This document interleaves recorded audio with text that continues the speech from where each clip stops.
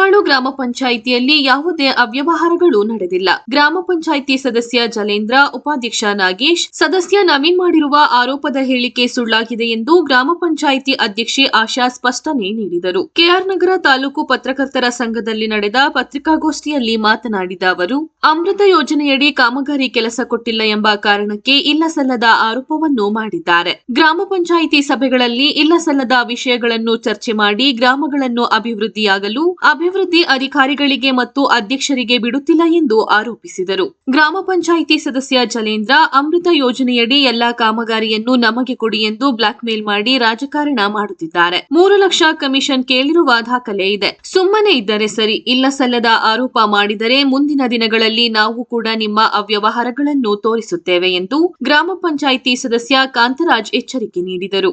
ಗ್ರಾಮ ಪಂಚಾಯಿತಿಯಲ್ಲಿ ದಲಿತ ಸಮಾಜದ ಮಹಿಳೆ ಅಧ್ಯಕ್ಷರಾಗಿದ್ದಾರೆ ಎಂಬ ಕಾರಣಕ್ಕೆ ಗ್ರಾಮ ಪಂಚಾಯಿತಿ ಸದಸ್ಯ ಜಲೇಂದ್ರ ಆರೋಪ ಮಾಡಿರುವುದನ್ನು ಸಹಿಸಲ್ಲ. ಆರೋಪಗಳನ್ನು ಮಾಡುವ ಮೂಲಕ ಕಿರುಕುಳ ನೀಡುತ್ತಿರುವುದು ಎಷ್ಟು ಸರಿ, ಇದನ್ನು ಕೂಡಲೇ ನಿಲ್ಲಿಸಬೇಕು. ಇಲ್ಲದಿದ್ದರೆ ದಲಿತರ ಪರ ಸಂಘಟನೆಗಳಿಂದ ಜಲೇಂದ್ರ ವಿರುದ್ಧ ಪ್ರತಿಭಟನೆ ಮಾಡುತ್ತೇವೆ ಎಂದು ದಲಿತ ಮುಖಂಡ ಸತೀಶ್ ಎಚ್ಚರಿಕೆ ನೀಡಿದರು. ಪತ್ರಿಕಾಗೋಷ್ಠಿಯಲ್ಲಿ ಗ್ರಾಮ ಪಂಚಾಯಿತಿ ಅಧ್ಯಕ್ಷೆ ಆಶಾ, ಸದಸ್ಯರಾದ ರವಿ, ಕಾಂತರಾಜ್, ಸೋಮಶೇಖರ್ ಹಾಗೂ ಇತರರು ಉಪಸ್ಥಿತರಿದ್ದರು.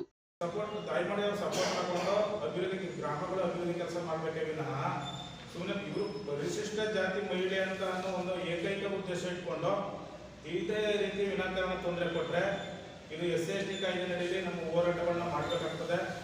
ದಯಮಾಡಿ ಇದನ್ನ ಪರಿಶಿಷ್ಟ ಜಾತಿ ಮಹಿಳೆಯರ ಮೇಲೆ ಏನಿರ್ತಾರೆ ಅವ್ರ ಮೇಲೆ ದಬ್ಬಾಳಿಕೆಯನ್ನು ನಿಲ್ಲಿಸಿ ಅಭಿವೃದ್ಧಿ ಕಡೆ ಹೋಗ್ತಾರೆ.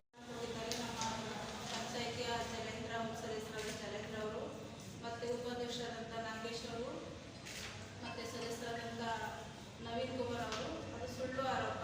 ಯಾವುದೇ ಥರ ಹಗರಣ ನಡೆದಿಲ್ಲ. ಮತ್ತು ನಾವೊಂದು ಬಿಲ್ಲೇ ಮಾಡಿಲ್ಲ.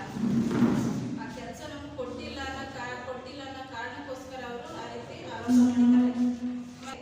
ಆ ಕೇಸ್ ವಾಪಸ್ ತಗೊಳ್ಳೋಕ್ಕೆ 3 ಲಕ್ಷ ಬೇಡಿಕೆ ಇಟ್ಟಿದ್ರು. ಆ ಬೇಡಿಕೆನ ಮತ್ತೆ ತಿರಸ್ಕರಿಸಿದ್ರಿಂದ ಈ ಥರ ಅವರು ಆರೋಪ ಮಾಡಿದ್ದಾರೆ. ಯಾವುದೇ ಥರದ ಹಗರಣ ಇಲ್ಲ, ಯಾವುದೇ ಥರದ ಏನಿಲ್ಲ. ಕಾನೂನು ಪ್ರಕಾರ ಎಲ್ಲರೂ ಕಾನೂನು ಪ್ರಕಾರನೇ ಮಾಡಿದ್ದೀವಿ. ಮತ್ತು ಅದು ಕೆಲಸಗಳಾಗಲಿಕ್ಕೆ ಮಾಡಲಿಕ್ಕೆ ಬಿಡ್ತಾ ಇಲ್ಲ. ಅವರು ಸಾರ್ವಜನಿಕ ಕೆಲಸಗಳು ಮಾಡಲಿಕ್ಕೆ ಬಿಡ್ತಾ ಇಲ್ಲ. ಎಲ್ಲ ಅವ್ರದ್ದೇ ನಡಿಬೇಕು. ಆ ಥರ ಒಂದು ದಬ್ಬಾಳಿಕೆ ಮತ್ತು ಒಂದು SC ಮಹಿಳೆ ಅನ್ನೋ ಕಾರಣಕ್ಕೆ ಅವರು ತುಂಬ ನಮಗೆ ಯಾವುದೇ ಒಂದು ವರ್ಷದಿಂದ ಯಾವುದೇ ಥರ ಕೆಲಸಗಳು ಮಾಡಲಿಕ್ಕೆ ಬಿಡ್ತಾ ಇಲ್ಲ. ಅವರು ಸಾಕಷ್ಟು ಮಾನಸಿಕವಾಗಿ ಸಾಕಷ್ಟು ತೊಂದರೆಗಳನ್ನ ಕೊಡ್ತಾ ಇದ್ದಾರೆ. ಅವ್ರದ್ದೇ ನಡಿಬೇಕು. ಮೀಟಿಂಗಿಗೂ ಅಷ್ಟೇ ಅವ್ರದ್ದೇ ನಡಿಬೇಕು. ಇವುಗಳನ್ನು ಸುತ್ತ ಮಾತಾಡೋದು ಬಿಡಲ್ಲ. ಅವರು ಅವ್ರದ್ದೇ ನಡಿಬೇಕು ಅನ್ನೋ ಥರ. ಮತ್ತು ನಾನು ತುಂಬ ಮಾನಸಿಕವಾಗಿ ತುಂಬ ಅವರಿಂದಾಗಿ ತುಂಬ ಇದಾಗಿದೆ.